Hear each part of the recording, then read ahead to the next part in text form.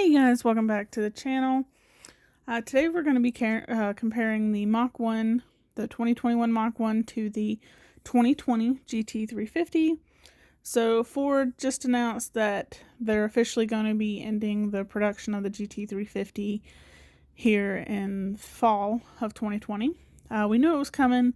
They said a couple of years ago, as soon as they let the GT500 out, that they were going to let go of the GT350.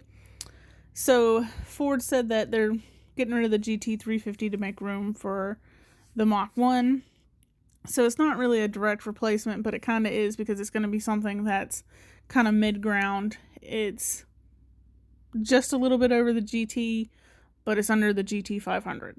That's kind of where the GT350 was sitting, and so this is now where the Mach 1 is going to be sitting.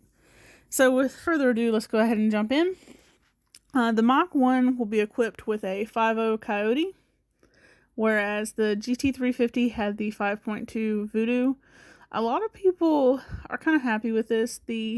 Both motors have had their problems, but the 5.2, especially once you added boost, had problems with the piston rings, which was major work, but the Coyotes did have some ticking issues. However, I think overall the Coyote is a stronger motor in the long run, especially if you want higher horsepower numbers. That's just my opinion, to each their own with that. Going to the transmission, the Mach 1 will offer an automatic and a manual, whereas the GT350 only offered a manual. So the Mach 1 will have the 10-speed 10R80, same as the GTs, but it will be given the same 6-speed transmission that was in the GT350s, which is the Mach 10R3160. Both had the short throw shifters put on top of them.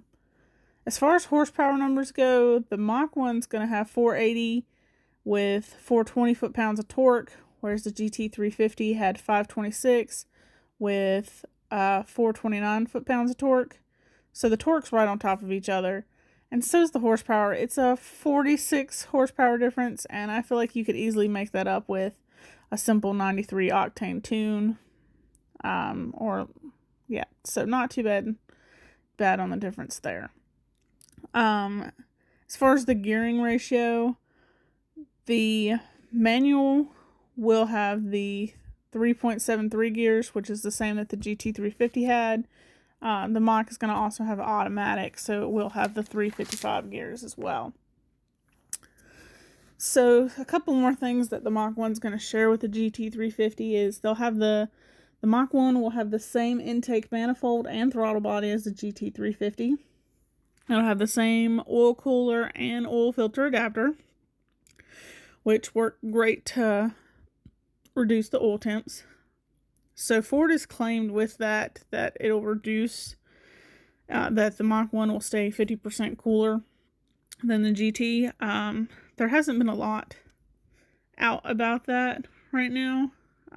So I still think there hasn't been a lot of test numbers out with the Mach 1, so we're still looking for those.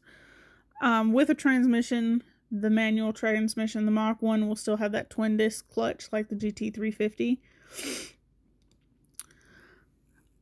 And it will have the auxiliary trans cooler as well, but the Mach 1 will also have a second air to oil cooler that Ford states will improve cooling by 75%. Again, we haven't really seen a lot of performance testing, so at least not the numbers like the 0 to 60s, quarter miles, haven't instant anything for gas mileage, anything like that. So we're still waiting for those to come out. I don't even think they've released price yet, so anyways, let's get back into this. The Mach 1 comes standard with MagneRide shocks, stiffer anti-roll bars and front springs, a firmer rear subframe bushings. Y'all, I can't talk tonight. And it also comes with the toe links from the GT500 as well as the rear diffuser from the GT500. And I've heard that it's going to come with the rear axle cooler, the rear axle cooler off of the GT350. I don't know if it's going to come on all of them or not. That's what I'm not sure about. I've heard that it's only going to come on some editions, so maybe it's only going to be on the handling package. I'm not sure. But so far, a lot of people have, or a lot of websites have estimated that you're probably going to be paying around $50 for this car. So about $10,000 less than what the GT350 was.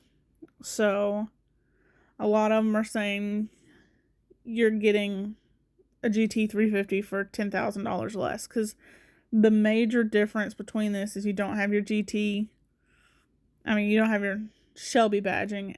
But the biggest thing is the Voodoo. You have a lot of the suspension and a lot of the other components from the Shelbys. Just you still had the 5.0 Coyote.